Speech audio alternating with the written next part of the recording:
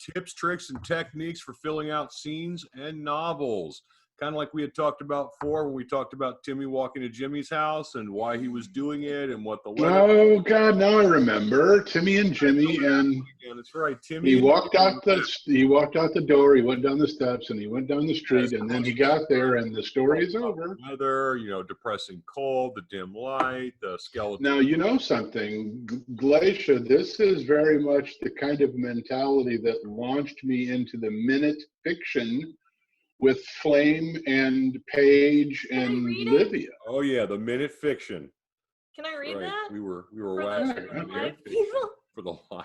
Because I had to do that in 2 seconds, and that's but it's the difference is. It's so amazing. That is true. Okay, look, guys. Can I read it, or is this Yeah. Go ahead. No, go ahead. I don't care. Hold on a second. Everybody needs to see the new logo. That's the new pretty logo. Oh, that's what sparked it. It's already up on Facebook so we're and talking YouTube. About, go look at the new logo and the new pretty splash graphics and stuff like this. All really cool looking. We've got a new look for sure, and it's hot. It's literally. I'm not funny. Look. Okay, so Rob says a wolf called Flame. Go ahead. He goes, and the adventures of a pre-adolescent girl named Paige, who is the only one who can see Flame, until he attacks cyberbullies at her school for tormenting Paige for emerging signs of bisexuality in a social construct that is always extreme. But Paige has a secret, and with Flame at her side, the bullies are going to face their own moments of reckoning. That's right. Paige, the next part, too. We even got the next part. We told her how we summoned Flame. Yeah. That's right. What did we say? Oh, yeah. Hashtag Flame. Hashtag Firewolf. That's right. And when all the bullies got beat up, they would say things like OMG, LOL. That's right. JK. Yep. All right, here we go. I remember this. This is cool. Because when it's up there, you can hardly hear us. Really? Okay. It was really quiet. Rob was way louder than us last week. Let's get ready to rumble. I was way louder? Not us, but me. I was really, really quiet because I had my thing up here, and I feel like I have to have it. Oh, so that's what you meant by you need to hold the ball. I need to hold the ball very, very close to my mouth so everybody can hear what I'm saying. No, she doesn't. Because this isn't weird at all. No, that's definitely weird. All right, so here we go. Now, let's talk about tips and tricks. I mean, a lot of this was way back. This is old school. This is old school. We had talked about this, and we've come a long way since then. Yeah. But, I mean, we're 2-3 books more further along now than we were before. We actually talked about this the first time. But I still see stories like this. I still see people who do, Jimmy walked out of the house and turned left, as opposed to, stepping out on the porch. He closed his jacket to the biting cold weather, the biting cold wind coming from the east, while the skeletal trees blew and the remnants of the colorful leaves drifted across the ground. There's a lot more you can do with a scene than just Jimmy got out the door, stepped down off his porch and turned left. So there's a tip. Now, when you used that long time ago, damn near a year now, it made me think of something that I suppose is a trick and a tip and a way to think about filling out scenes to give them that body and texture that they wouldn't have. Jimmy walks out and goes left. Right. Anybody can do that. I equated that to think of it, envision a camera drone going with him, and it's 50 feet up and 50 feet away, and its field of view shows you you can hear and see so much more than if you were just standing next to him, or even from his perspective. Go to that drone, see that entire scene that's going on around him, pick those parts. The leaves had abandoned their trees. Jimmy zipped his jacket against the biting wind, and you run the risk of going all Hemingway and doing it ridiculous. Well, but at the same time, it gives that scene more texture, more flavor. Yeah. You start to realize a little bit more about that scene. There's things going on around Billy. Is really your point? There is a world, and there are conditions that he's standing right in the middle of. The reader can't see it. Describe it for them. You describe it. Additionally, not only is there shit going on around Billy, there's shit going on and Billy inside of Billy. You know, Yeah. Yep. This is bringing the reader closer to the story. You know, by starting to describe things like the weather and the light and what Billy's thinking, and it brings the reader closer. It descends them into the story. I mean, that dissension of disbelief, or that dissension of belief, we'll call it, is what connects that reader to the book. You know, they know he's going out of his porch. They know he's going down to the sidewalk. They got that part. What they don't got is everything else. You know, is he anxious? Is he happy? Is he oblivious? Yeah, What's going on in his head? That's an excellent point. You know, what time of the day it is. How's the traffic? There's all kind of things you can bring up to kind of bring readers into the story further, to kind of let them feel the scene as opposed to just read it. You know, I think that's what we want to do as authors, is get readers to not only just read something but feel a scene. Either exactly. That's the drone watching from above. That's Glacia reminding us that Billy's got, depending on his condition, he may be bringing things from the book 3 chapters ago. Oh, yeah. That is still in his mind, because we don't walk around in intellectual bubbles. There's all kinds of stuff swirling in and out. Of course there are. That's natural. That happens to everybody. Describe it for Billy. Make Billy be your color person on a radio broadcast of a baseball game. If they don't tell you about knocking the mud off of his cleats, eyeballing third base coach, you don't see that. That person is spilling in. That's exactly what we're doing when we text you.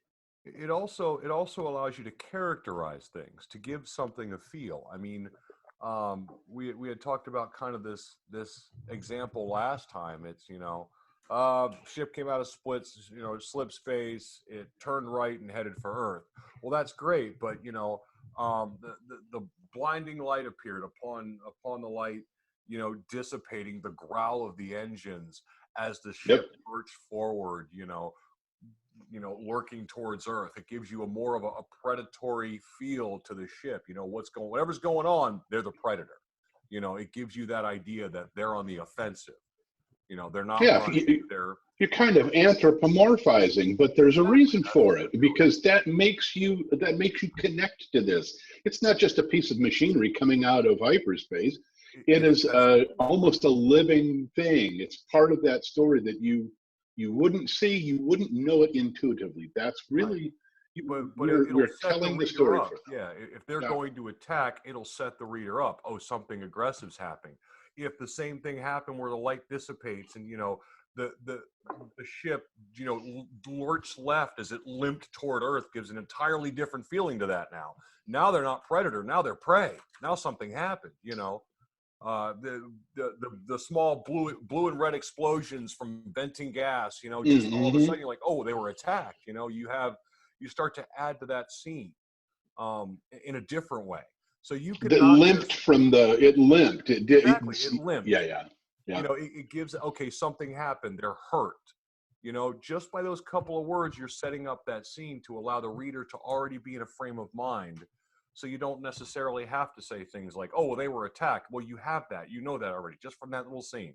If they're limping and they're venting gas, something happened. They were attacked. But there's a creative side to this, is where we're going with this, and describing things in lyrical ways. It doesn't have to be over the top with ridiculous language, but you can borrow from exactly what Ray just did. That was an anthropomorphizing this inanimate object. But when you read that it limped from its space gate into steady space, you know straight away it's already connected you to, there's something wrong and this thing's in trouble and it's been bombed. Otherwise, it is not predator, it is prey. At this point, this is how we've shifted that scene. We've gone from, you know, lurking to limping. It's just a simple word change, and all of a sudden, the entire feel of that scene changes. Lurking means there's other ways that I suppose we're doing the same thing. We think of the weather and the conditions outside of when Billy goes out into the street. When Ray's bringing a ship out of its wormhole in space, there's no reason to not continue this. We can borrow from other constructs, things that are common to people, that they latch onto, that they have an emotional attachment to, maybe a lack of emotion. Maybe we say that Billy was vacant-headed and his mind was somewhere else. Or same thing. he stomped off the porch, or he shuffled off the porch. Exactly. I mean, these are things that set that mood. What is he? This gives the reader some predisposition to that scene. If he's stomping off the porch, he's angry. We know we just know that he's angry if he's stomping. So this is, think about this from an author's perspective. We have to do something. We have to go another step. And so if people are wondering, how do you dream this stuff up? Where do you come up with these side tracks? Well, here's one, and I know Ray does this, and I'm sure of it. Glacia does this. You're envisioning a scene and how best to write this scene. You watch this in your mind's eye. And when you do that, you have to do it 2 or 3 times, but then you examine this and you look at what's going on around Billy, what's going on around Ray's spaceship. Yeah. Is there a way I can force that? And exactly. Going on. Now we start pulling out the borrowed language, the characterizations that connect you to something. It would, of course, a spaceship doesn't limp, doesn't have any legs. We don't need to be told that, but you get the picture when it comes out and it's limping. It predisposes that reader to that particular, that particular story or scene in a way we need them to, because we're basically giving the reader a cue. A written cue as to what that scene is. Yeah, it's a predisposition we're making them consider. Exactly. It is a trick. That suspension of disbelief, where we're building that scene. So whatever we say after that reinforces what we started with.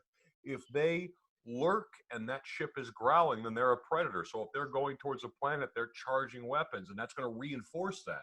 If they're limping, then they're going to hide behind the moon, and that reinforces that. Yeah. So we're reinforcing 1 or 2 scenes prior to actually creating an action. It gives them that ability to easily slip into that scene. But it also rounds out these characters. If there are things happening in Billy's world, Glacia made him an agoraphobe, for example. He made him agoraphobe. Right, so he comes out and he's already nervous as shit. He doesn't want to be there. Right. So this is a horrible thing. He stood in the threshold of the doorway. He was hateful of somebody for making him go outside, and there's so much texture that you can apply to it. Yeah, it's sometimes it's emotional, sometimes it's visceral. It's part of the world around him, but sometimes it's just what's going on in his brain, or what's going on when that ship got its ass kicked before it slipped away. We give him a sex change. He itched where his balls used to be. I mean, you don't know. I mean, that's all stuff we can do. I mean, that's what I was talking about, Glacia, right there. See, he's getting us yelled at. I just want you to know. I do. That's my job. That's my job. The T in the LGBT really got pissed off at you right there. Right. The T's gonna whoop my ASS. They really, really are. All right, so I think really what we're talking about here is like sort of like the integration of the idea of that very basic concept of showing versus telling. Yeah. You're talking about how to show as opposed to tell. And I think that it's probably worth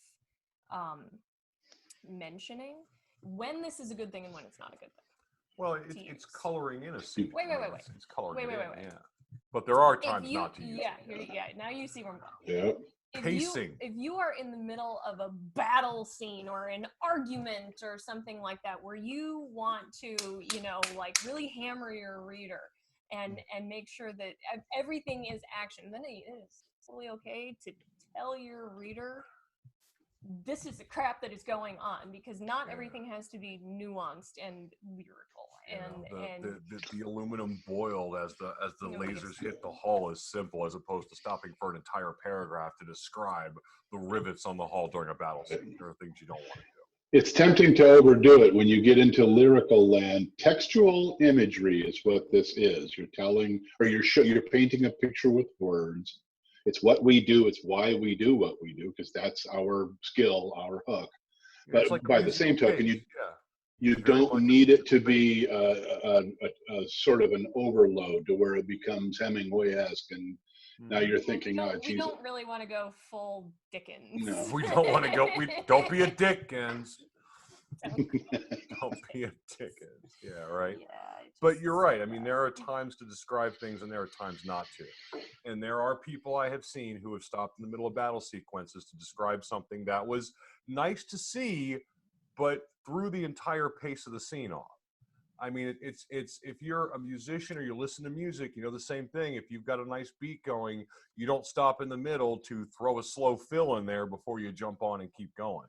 You know, It has to have, yeah, it needs to make sense. it really does. Now that brings me to one piece that I don't think we really hit on this when we first discussed this a long time ago, Ray. I don't know if we did, so correct me if I'm wrong. But there is a cadence and a predictability to the way a story is told. This is part of that. And so Yes. what this means is in chapter 2, when you are really starting to round out your introduction of a character, and they're starting to identify with them, and they're starting to see this person in their mind's eye, it cannot change in chapter 14. You can't deviate so badly from your descriptive process. It needs to be something that they can rely on, that they hold on to, that they become familiar with.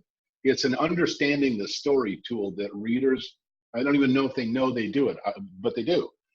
Well, So yeah, because you have a certain cadence going, you can't flip up your cadence. The only time that is, at least from a fast and loose rule, would be acceptable is if there is a paradigm shift. Jimmy dropped acid. You can change your pace for a little bit because now you've just changed your paradigm for a short period of time. Jimmy was going to an ice cream social, and I don't care. Right, and then he ate some Crackhead's window gone pane, and now away. Jimmy's going up one side and down the other. Now going, Yeah, can I just pull come an down? Alice in Wonderland, you know. And yeah, but that's true. But it needs to be something that's dramatic and fundamental. Well, that would punctuate Otherwise, the of it. Yeah. They need to, but they're when you're describing scenes throughout your book, you'll do this. You'll return to this method of making a picture with your words. It should be a reliable tool for them. It ought to be a place where they go and it starts to become comfortable for them. That's part of the charm. John le Carre was a genius at describing the world around his spies. Right. And that was a great, it was part of his voice. I mean, yeah, I think what we're talking about is method and procedure versus overly descriptive. And if you're running a book and you describe things in a certain way, you're talking about the grass and the trees and the cars, and then you stop doing that and jump ahead and going, he's walking, he's doing this, he picked up this, and then you go back to doing the trees and the grass. All of a sudden, you've just changed your pace. Yeah, and it's noticeable. Somebody off, right? It will throw. You were trying to get through something, you go to a next scene, but that transition becomes clunky because you've changed the way you're doing it. Awkward, hard to read. That awkward, hard to read phase. Now, I think on the other side of that, something that's worth saying, it's not at all in contradiction with what you guys are saying, but sort of like on the other side. I have read a number of people, not traditionally published authors, but indies and selfies, who have too much of a pattern in their descriptive prose. I can think of two people off the top of my head who love pairs of adjectives. Pairs of adjectives. Every noun has a pair of adjectives. It was the this and this that, and the this and this that, and the this and this that. And it gets to the point where, the human brain wants to see patterns. It really, really does. Yes. It does not want to be able, a reader does not want to be able to actively identify two adjectives to every noun. That's distracting. You want to create a pattern for your readers that is subtle enough that it lulls them into submission so that they can suspend reality for you and dip into your story and not really want to come up for air. You want a pattern so they can't see a pattern. You want a pattern so they can't see a pattern. If you are, article, adjective, adjective, noun, verb, adjective, adjective, noun, rinse, repeat. Yeah. You're going da da da da da da da da. Your brain, you're right. Your brain will see it a mile away and it rejects it. And it's chorus without verse, and that does not work. this is supposed to be conducive to helping your reader suspend disbelief. We are fiction authors. We need them to set reality aside for a minute and go with us down this path. If there's 1 foot in the door and 1 foot out the door because of that incredibly staccato, formulaic, predictable as all get out application, you've lost. You've already lost them. Chances are you're not going to read your book all the way. They'll put it down and go, you know, we all have fallen into those little pitfalls and traps. I mean, I just had to rewrite a whole chapter because I went process on it because I was trying to get through a set number of weeks and display those number of weeks. And instead of stopping and thinking about it the first time I ran through it, it was more process. So it was clunky. So that had to be rewritten. What he means by process is do this and then this and then this and then this and then this and then this and then this. Instead of telling a story, it was a series of actions. Right, and that became a process trying to get when through. it is mechanical. And during this week, he went, you know, it's motoring basically. You want to avoid character motoring, and instead of focusing always on what, I mean, there's always going to be times where you want to tell what the fuck your character is doing, but it is equally important, at least, to tell where the hell they are moving through, how they are moving through it, and what the hell is going on the inside of them while they are doing the movie. What kind of scene you are in is going to depend which one of those things you are going to latch onto the most. Like for interpersonal dialogue, like a two-way dialogue, you are going to focus way more on what is going on inside of your POV character's head and probably the cues that they're getting from the other character while they are having that conversation with Which them. brings up the pitfall of changing the POV because you're changing the descriptor. Be careful, don't do that. Changing the POV or changing the subject? Changing the subject or changing the POV, going from third person omniscient to first person limited in the middle of a story. Oh well, that's like one of the 7 deadly sins of authorship. If you let's have that. Let's have that little moment right there. Yeah. If you're writing, don't switch your POV in the middle of your manuscript. Ever. You're stuck. If you are doing third limited, rotating through a bunch of characters, that's fine. But you're not allowed to slip into somebody else's POV in the middle of this one character's POV on page 313 because you wanted to show what that. Sorry. Because the descriptor works during that particular scene will throw your entire people off. Writing isn't that easy. Sometimes you have to figure out how to observe something over there from this perspective, even though you know that the perspective over there would be a lot easier to write from. You're stuck here. And so you've got to figure out a way to make that work from the POV that you have picked from the beginning. But you can. That makes us dive into method acting. That makes us, when we're writing a scene, holy moly, we have to do this continually. Utilizing those again and again. He shook his head in an agitated manner or something else that offers a feeling or lending itself to that particular scene.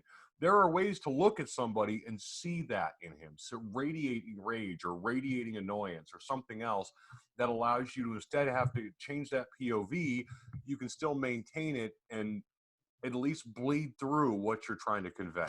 There are ways to do it. There's a trick that I use an awful lot with my characters. I write in third limited, rotating between, depending on the book, 3 or 4 different main characters within a POV or in that person's within a scene or within that person's POV, and then that's it. POV. And then we move on in the next scene. It switches, and I love using thoughts as basically dialogue augmenters. Rob, you've read some of my stuff. So I have, and it's effective as hell. You handle that really, really well. It makes me jealous because I haven't done it, and I've wanted to try, and now I'm encouraged to because I loved that bit. That last, but when I read that, I thought, ooh, because they're italicized, and you know that they're thoughts. It's a thought bubble on a book. And it is effective as all get out. It's really a great dialogue augment. I have one particular character, Grant, who is very much he's in a lot of situations very much a facade, but he does so for his own personal reasons and doesn't necessarily think about doing it. He just does. He doesn't think about his reasons for doing it. So when we're in Grant's POV, Grant's not going to be thinking about, making sure that nobody sees his weakness. And so he'll be asked a pointed question that if answered truthfully would show some sort of weakness. And so in his head, before he answers, he will think, yeah, absolutely. And then it's open quote, no, never, close quote. And so you get an insight into his thought process that is deliberately lied from so that he can portray to whomever he is interacting with the strength that he wants to But affect. you said that was a favorite trick, and I think you mischaracterized it, because it's not a trick. It's very skillfully done, and it's a hell of a good. It's an element. It's not a trick. That's not sleight of hand. That's really well constructed. If for video game people, it's like going into clipping mode. You can move through walls. You can get into somebody's. You can hear their thoughts. It's like being able to move around in space, and you're privy to all of this stuff that the other person on the other side of this can't know. When you hear that thought, it's like you struck gold. Well, You have such a better understanding of that character, where they're at. It's really it's my favorite. I love that. As writers, we do have a lot of tools: anthropomorphizing, thought, actions with meaning, imbuing motions with emotion. I mean, there's all kind of things we can do. Poetic prose to allow us to be able to convey not only what's happening, but how they feel, or other motivational factors we have in those particular scenes. Impact on our characters in a scene. Forward and look at somebody with intent. Somebody can shake his head angrily. Somebody can roll his eyes and being annoyed. Somebody can do these things, and we can fill out that scene with those to lend a little bit more credence to what's happening, to give that reader, without telling them necessarily directly how it's working. Somebody was shaking angrily or shaking with rage. Well, he's angry. He's really pissed off. You've already got that. You don't need to describe his pissed off after that, because he's pissed. Now you can start getting into some of his thoughts as to possibly why. You have those abilities. So somebody could be angry on the inside, and they're literally cussing at this person while they're trying to have a calm conversation, which is a great dichotomy, by the way, if you can pull it off. Absolutely. Now, if you're just starting, if you're a newbie writer, or you want to develop, and this is something that's come up, you haven't really gone that direction. This is a trick. I'm going to borrow from Glacia for a moment. An excellent way to get your feet wet with filling out and using textual imagery is go find I don't care if you have 25 pages in this, your very first manuscript, and you're figuring out how to write a book. Go grab a scene descriptor, 4 or 5 paragraphs, copy it out and put it into a Word doc and set it aside. And come back to that a month later and read that again, thinking about, and this is something you've already written. Now come back and be your scene, your own editor, and look at that description and think to yourself, does this convey all of that I know has the potential of being in there, things that round this out? Does it have any of those things? If you wrote it really well, good for you.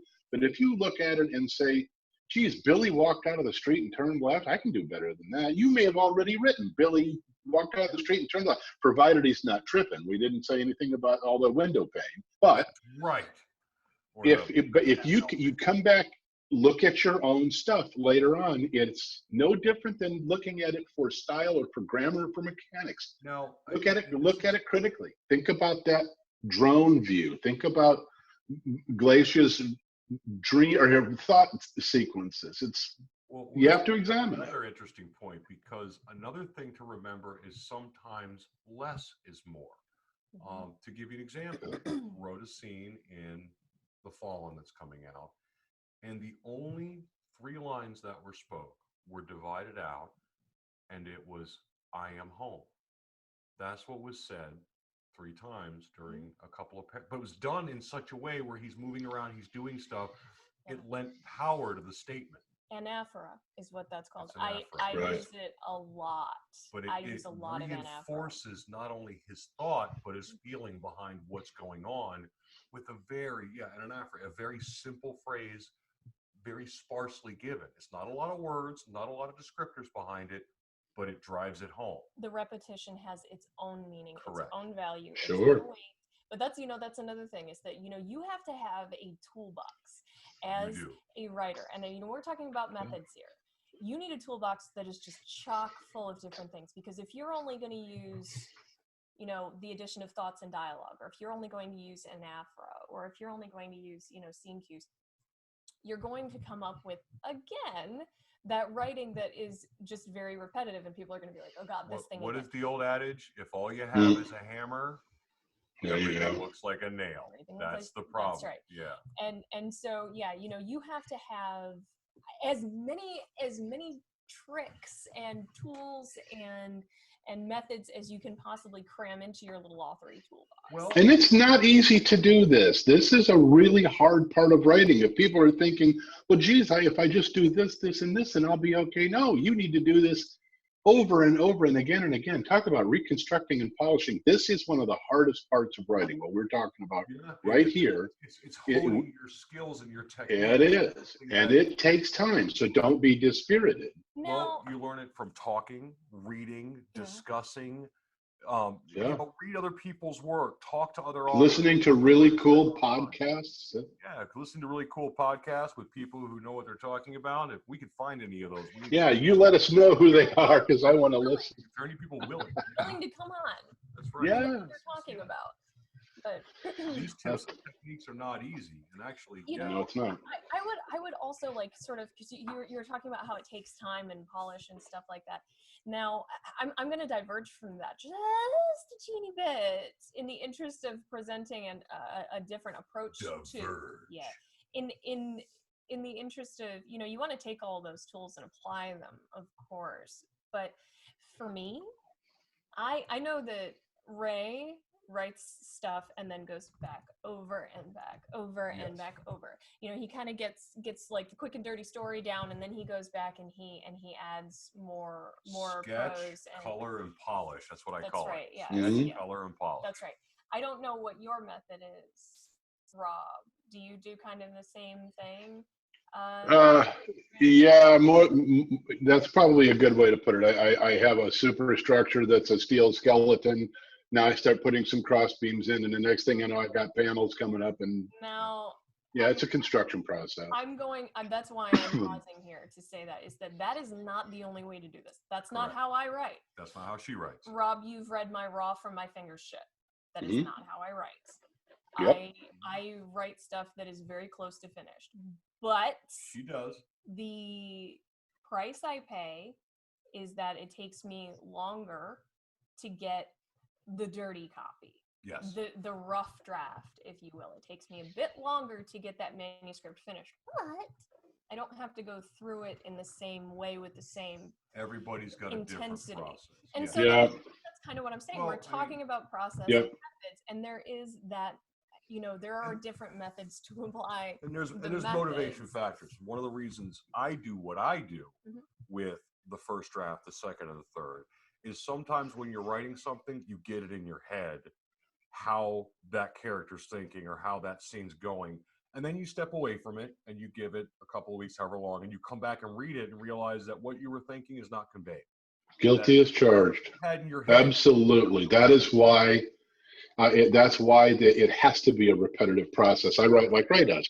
I go back and look at something 6 months later, and I'm very happy with myself because I'm getting ready, and I look at it and go, "What in the world were you thinking right here? Or what in the holy retard was I thinking?" You got to go. You got to fix this, and you need to do it right now. And I get this feeling of panic, like I got to get this out of here. This is terrible. Don't think for a second here that I'm saying that I don't have to go back over my work and like add and stuff like that. But what I'm saying is that the writer's aim can be one, perhaps there's more out there, but one of two different things. Somebody can slow down and polish at the beginning versus furtively getting that story out first. That's kind of difference we're talking about. I'm a scene painter. That is what I do, and I do not do it later.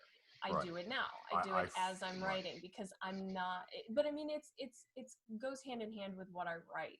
You know, I don't just world build to exist within it. That is what my stories are the worlds. Right.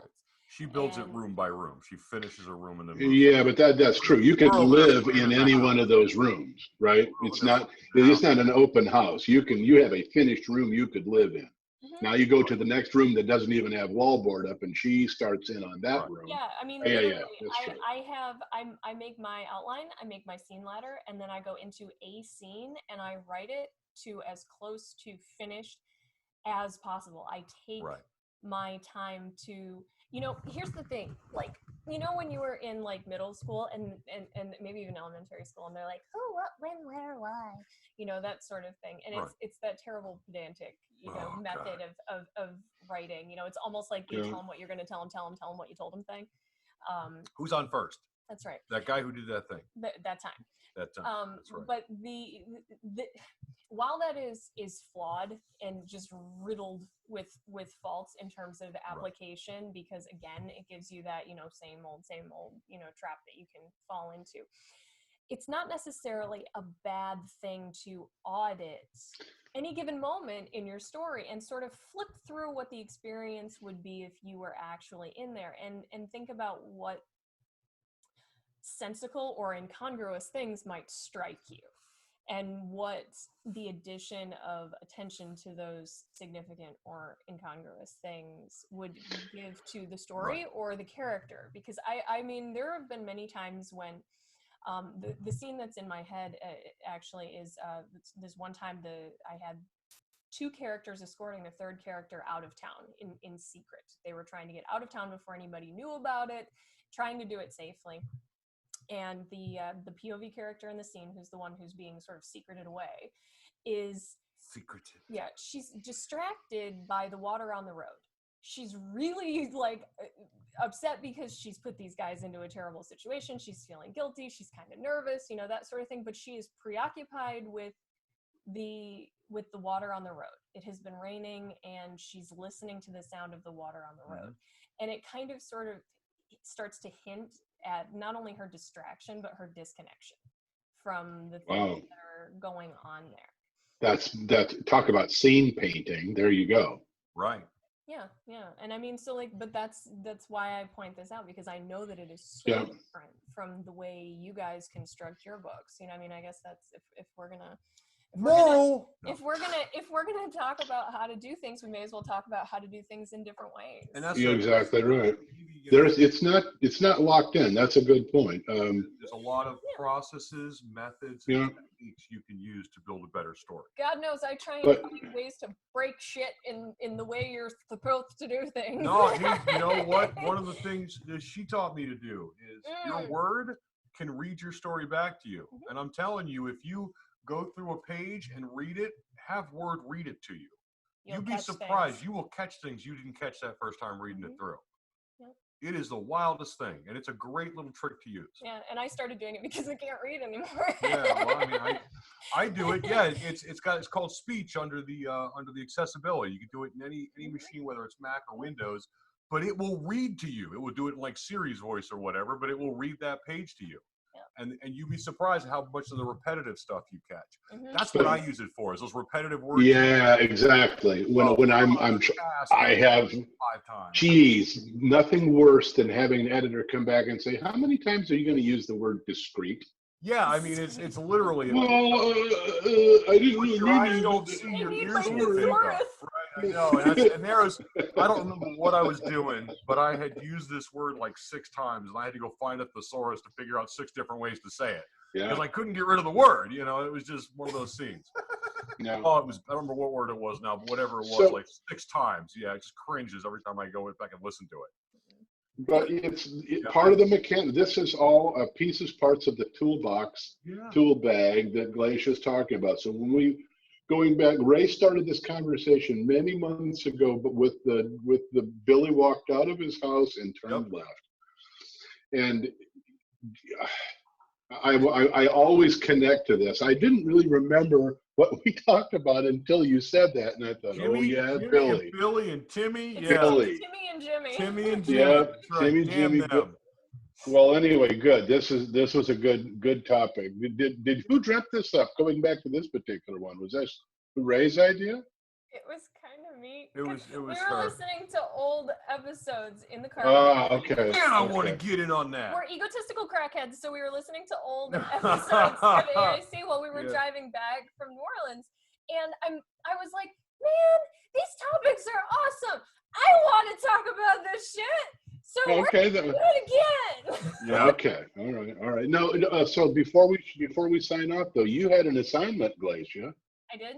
Yeah, you were going to see if any of your minions had topics that they wanted to look at for a future show. Did you find anything? Did you look? My client chooses to take the fifth. I will plead the fifth. All right, I see. So noted. Use your brain to remember anything. I will see counsel in chambers. That's soon, right. I will if see you- counsel. This is gonna be. I'm about to spend the night in jail. I'd like to treat. I'd like to treat her as a hostile witness. Go look, because you mentioned some of these people that are talking to you. They message you on Facebook, or they're talking to you on the TAT environment, and they come up with some stuff. And I want to hear what they. I don't know them by name. Grab her on the because- tat. You don't. Wow. So do that. Tell me who they are. I was thinking about like maybe assembling a bunch of questions and do like a Q&A sort of thing, like one Okay, that'll work. episode Sure. of just questions. You know, not Okay. anything that we need to rabbit hole for 45 minutes on, but stuff that we can be those like, are all fun. right, and Yeah, good. go. You know, Good that idea. sort of thing. Do like half Actually, a dozen or so. I did get a request. This did bring back a request. There was a request from somebody, and I didn't know if it was a good idea because I thought it sounded more like an instructional thing. But we do talk about a lot of methods, processes, techniques, things we use in stories to further them. And somebody had mentioned about a week ago, and I kind of dismissed it. I didn't even really talk about it. And I apologize for dismissing it for the person who said it to me, was that we take episodes and discuss them. Take an episode and discuss a tip or a trick, just one thing that we use and how we use it and some of the ways that gets done, almost like an instructional set or at least a conversation.